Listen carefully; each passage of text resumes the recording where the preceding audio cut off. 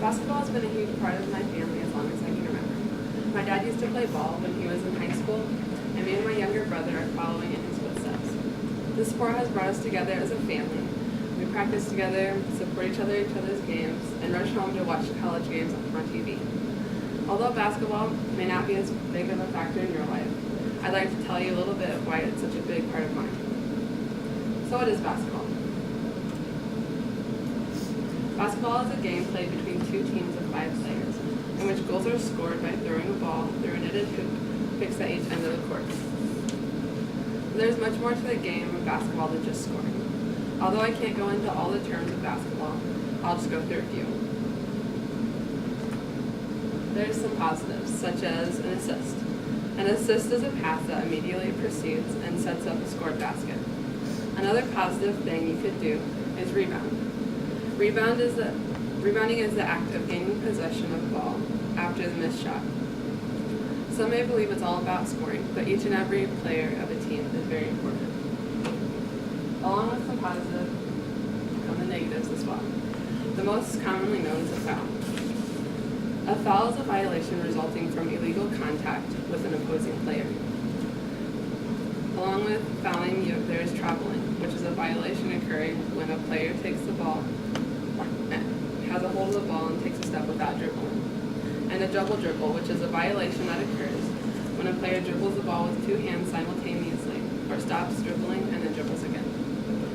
So now that I've explained a little bit about the importance of the game in my life, and a little bit about the game itself, we could talk about my favorite team, the Indiana Hoosiers. Now I know we're in speech class, but we're going to talk about a little bit of history. In 1940,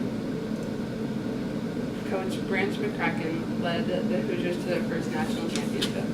The Hoosiers won their second banner in 1953, also led by McCracken. During his career as an IU coach, McCracken won 364 games along with 174 losses. His teams also won 4 regular season Big Team titles and went to the NCAA tournament 4 times, winning 2 national championships. You might have noticed that he took a break from coaching for a little while. During this intermission, he served as a lieutenant in the U.S. Navy in World War II. But generally, if I was to ask someone to name an IU basketball coach, the first name that comes to mind would be Bobby Knight. And rightfully so. As a coach, Knight won 662 games, only to be surpassed by Duke's Mike Krzyzewski. He also led the Hoosiers to 3 more national titles in 1976, 1981, and 1987. But Knight is a legend for more than just his coaching skills. He had quite a temper as well. If you'll notice in this picture, he's throwing a chair onto a basketball court as another player is shooting free throws because he didn't agree with the ref's call. But although this is his most famous temper tantrum, it was far from being his only. Bobby Knight would cuss out the refs, scream at the players, hit the score table, choke the players, and lecture students for not showing him what he thought was proper respect, which eventually got him fired. IU is currently coached by Tom Crean. Crean is bringing the Hoosiers back into the spotlight. His first few years with the Hoosiers were rough, though. First year winning only 6 games, the year following winning 10 games, and 12 the year after that. But then the tables began to turn. Crean ended the 2011-2012 season with a record of 27-9. That season, IU became a competitor, defeating number 1 ranked Kentucky, number 2 ranked Ohio State, and number 5 ranked Michigan State. IU ended the season in the Sweet 16 round of the NCAA tournament with a loss against Kentucky.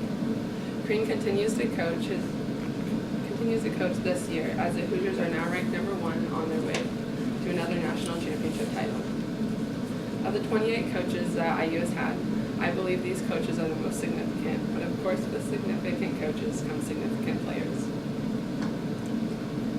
Scott May led the team that won the championship in 1976.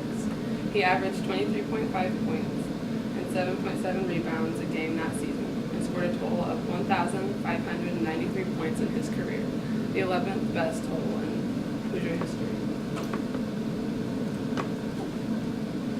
Isaiah Thomas may be the Hoosiers' best point guard in the history of the school. Thomas scored about 15.4 points a game, but that was just the cherry on top compared to the single-season school record-setting 197 assists and 74 steals he had in 1981, the year he led the Hoosiers to another national title. Thomas went on to become an even better player in the NBA, as well as he was an instant all-star for the Pistons. Isaiah still comes to support the Hoosiers to this day. Steve Alford is considered the greatest IU basketball player of all times. Some may disagree and some may agree with this, but nonetheless, he was one of the greatest shooters basketball has ever seen. Alford led the Hoosiers to their national championship title in 1987 with 22 points per game. His 52.9% shooting season from the three-point line amazed all. His career held 2,438 points, the second best in the school, along with being the second in career steals and 10th in career assists. The Indiana Hoosiers hold so much history, and I wish I could go more into detail, but I think I'll finish up this speech with introducing you to some of the basketball players of today's team. First, we have my personal favorite player, Cody Zeller. Following his senior year, Zeller was named Indiana's Mr. Basketball, and his freshman year at IU, he was named Big Ten Freshman of the Year, and along with that, Big Ten Freshman of the Week 7 times through his year. Second, Jordan Hulse, also a previous Indiana Mr. Basketball. Third, Victor Oladipo, whose defense has created many wins for IU this season thus far. Fourth, we have Yogi Ferrell, who was last year's runner-up for Mr. Basketball and a key aspect of today's team. And last, Christian Walker, who's best known for his three-point buzzer shot for the win against #1 Kentucky last year. I hope that one day I'll get the opportunity to sit in the student section in Bloomington and support the team and the game I've loved for years.